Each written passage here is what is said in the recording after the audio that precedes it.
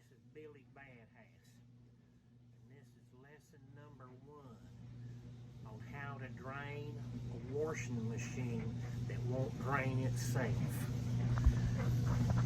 You just reach down and you scoop up the water like this, and you put it into a bigger container like that, and then you take it and you carry it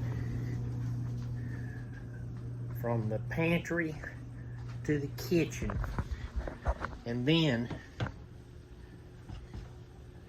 you just take it and dump it down the drain.